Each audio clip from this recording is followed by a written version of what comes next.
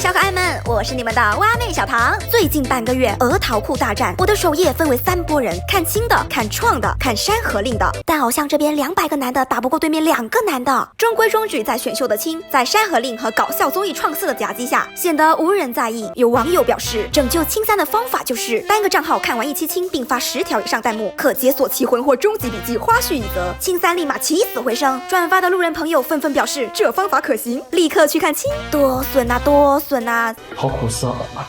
去年的清2不是很会搞话题的吗 ？Reactor 虞书欣、Reader 青牛正威、蛋黄的长裙、Johnny J 崩溃，这些出圈名场面历历在目。清2的团队跑路去创4了吗 ？No No No， 导演编剧并没有改变，和清2同一批人。有一说一，清3今年的阵容其实并不差，导师功能性明确，分工很合理。PD 李宇春，声乐导师李荣浩，说唱导师潘玮柏，舞蹈导师 Lisa， 还有负责综艺效果的助教虞书欣。不过为什么要把星星子单独关在别的房间看舞台呢？我觉得我像一个就是那种秀粉，然后托了黄牛买了这个位置，还拿这个东西，然后就能监听大家所有的一切，还能看屏幕。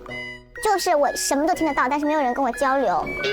选手中实力不错的好苗子也有，比如罗一舟，军艺出身的板正帅哥，热爱给人拉筋。初舞台加试，他跳了中国舞，看得我上去直接嗨，老公，可以和隔壁刘宇认识一下吗？最强 vocal 徐子蔚，初舞台被李荣浩夸赞应该对标专业歌手。这个弟弟是爱回公司的，创的赞多利丸米卡庆联河马也是爱回的，浪姐2的阿兰也是爱回的，段星星就是那个一公被熊猫糖差点压断腰的可怜男孩。说评级把女团舞跳出自己的感觉，于景天唱跳实力均衡，正统爱豆 C 位预定。孙颖浩又辣又帅又美，他的风格是往届清里没见过的类型。还有刘俊，专业编舞老师，也是时代少年团出道战评委之一。17有故事的男同学，建议明年送去说唱新时代第2季。而且清搞选秀的传承和情怀很有一套，这一季依旧在廊坊大厂录制。第1期片头内娱偶像选秀回忆杀，作为一个3年1季不落追下来的秀粉，看得我感慨万千。18年看偶练和101的时候，我还在上学呢。英英公演的舞美灯光各种概念设置，一如既往的上新，都有精心设计过。但即便是导师靠谱，选手不废，情怀十足，今年的清还是被弯道超车，到现在豆瓣评分人数不足，分都没出来。号称认真做选秀的清3为什么不火？和往届相比，它有什么问题呢？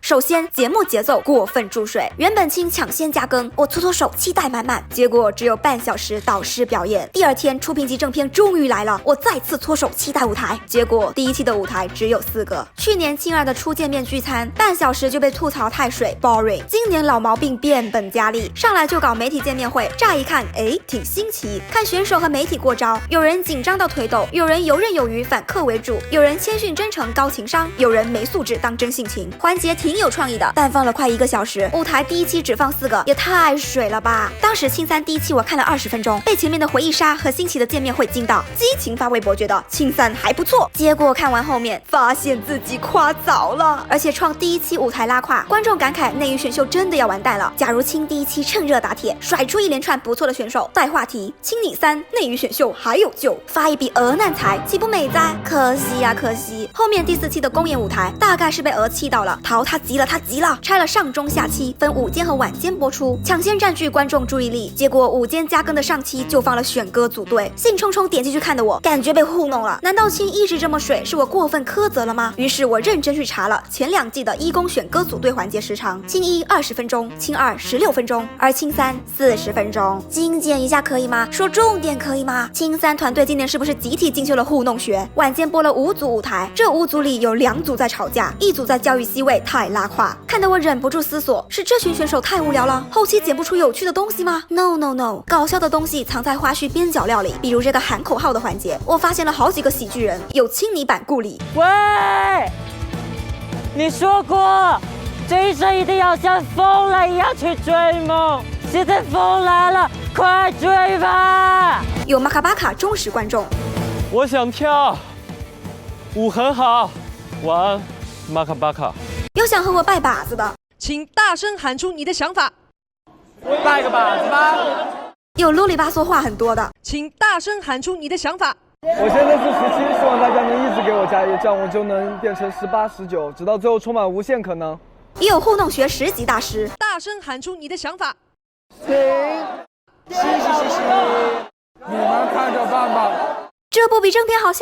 其次，节目剪辑模式化，部分有特色的选手缺乏故事线，比如17和刘俊，他们两人一个 vocal， 一个 dance， 一个关于校园暴力，一个关于女性伤害。特别是这支舞蹈，歌曲作者的灵感源自电影《溯源》，讲未成年女孩被侵害，沉重的话题搭配这支舞蹈，看起来更揪心，明显能以社会意义的形式出圈。然而陶轻描淡写，剪辑带过，人家刘俊和隔壁的力丸赞多一样，专业舞蹈老师哎，15岁的刘俊和力丸还一起跳过女团舞，这不值得多了解一下吗？不好奇他的履历吗？看完表演人就不介绍了，下一个。这种模式化的剪辑方式导致我时常认不到人，你是谁？你哪位？你又是谁？但也有意外之喜。天哪，这是谁？这个帅哥我怎么才发现？还有开播前备受争议的熊猫堂，本来我以为节目里会给他们埋故事线，对标去年的上官喜爱，探讨这种风格和实力对传统男团审美的冲击，结果并没有。他们像节目前期拿来预热的工具人，表演的时候还在颤动的肚腩上打标记，不太懂节目组这是善意还是恶意。第三，舞台剪辑拉胯，公演选曲不上心，舞台摄像依旧是最久式运镜